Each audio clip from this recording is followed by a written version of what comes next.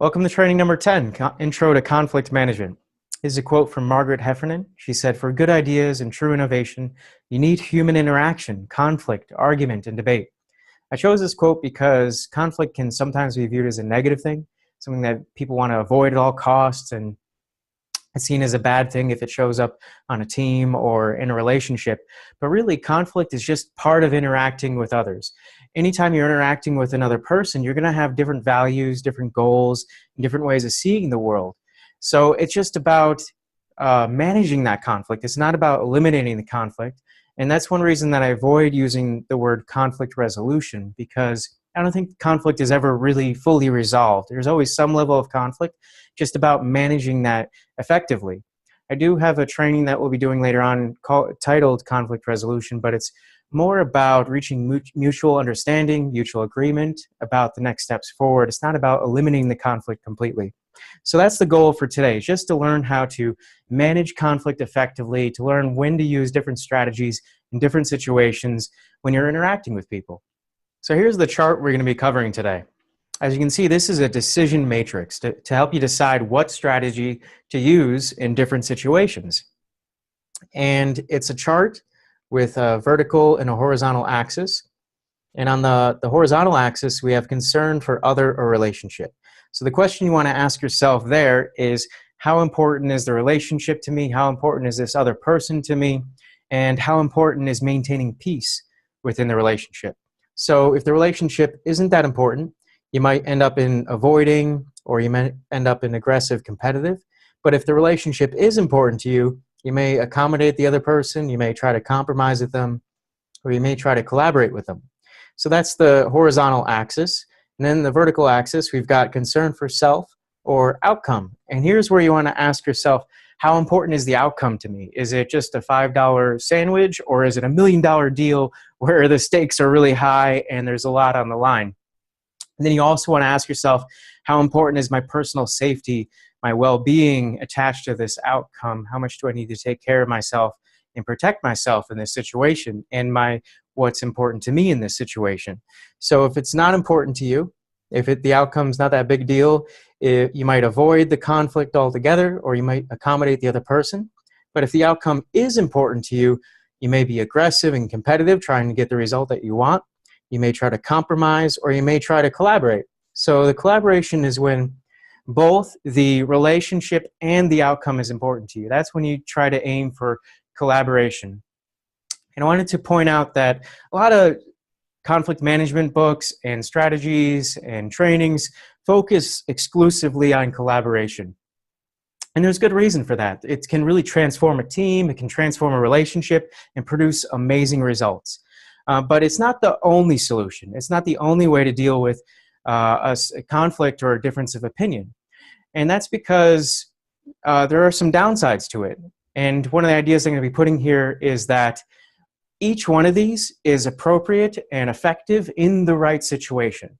So each one of these, like we were just talking about, depending on how important the relationship or the outcome is to you, can be the best and most effective strategy. So collaboration isn't the most effective strategy in every situation.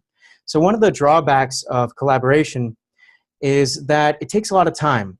It takes a lot of time and energy and effort to reach a state of collaboration, to really find a win-win solution. And it really takes trust and vulnerability. In order for you to reach a place where you can really be collaborative with another person, there needs to be enough trust in the relationship that both of you can be vulnerable, that you can go below the surface level and you can really share your needs, your fears, what your values are, what's important to you, and to get to a deeper meaning than just a positioning spot where you're just arguing over, whether it's going to be $2 or $3. You need to get to what's really important below the surface level if you're really going to collaborate with somebody. So it takes a lot of time and energy and effort, and it's not always worth the time, energy, and effort.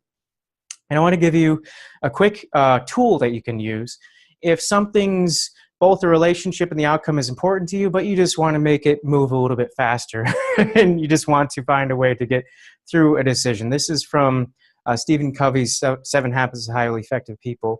He talks about a way to compromise is if you're in a relationship or in a team or something else and you're trying to make a decision and it seems like you can't really find a win-win really quickly and you want to just move it forward, you can just ask the person, how important is it to you? On a scale of 0 to 10, how important is this outcome to you? And if they say it's a 7, and if for you it's a 3, it's not that important, you may just accommodate that person.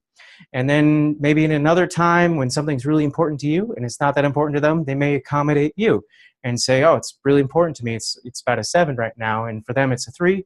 They might accommodate you. So that's kind of a way to compromise. It's kind of a way to use both compromising and accommodating to move things a little bit quicker, to make decisions faster, so you don't always need to find a win-win solution for every single decision, even if the relationship and the outcome is important. So again, you want to make your decision based on how important is the relationship and how important is the outcome to me. What you want to avoid is making your decision based on either fear or based on ego. And I'll give my personal example around fear. I used to always try to accommodate and avoid conflict. And I was really just doing it because I was really afraid of upsetting people, saying the wrong thing, stepping on people's toes. I was really afraid of upsetting people. So I would always accommodate others and avoid conflict.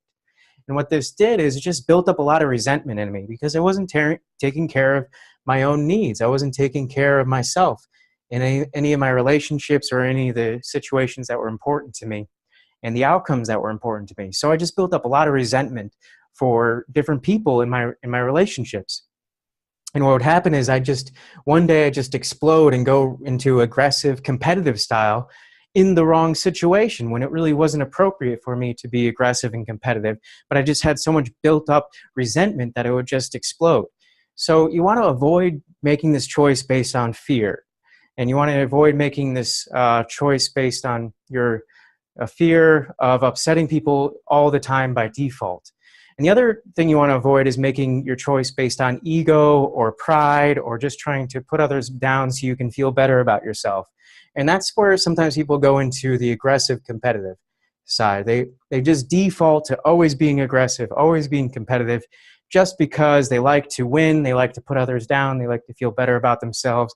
It's about their self-worth and proving that they can beat other people. But if you're always doing that, you're going to really damage a lot of relationships. A lot of people are not going to build trust in you. And in the long run, you're not going to be effective at managing your relationships and managing conflict if you're always being competitive and aggressive. Competitive and aggressive, again, can be a good thing. It's not, each one of these are good in the right situation. But if you're constantly using it, I think it's more one of those styles that you want to use a little more rarely than the other ones. Aggressive and competitive is one of those you want to just put in there in the right moments, but not have it be a consistent, aggressive, competitive style, because that will wear down a lot of your relationships. Thank you for watching this clip from our emotional intelligence training. The training is designed to help you improve your self-confidence, your stress management, and your conflict resolution skills. If you'd like to gain access to this full training video for free, you can click the link below.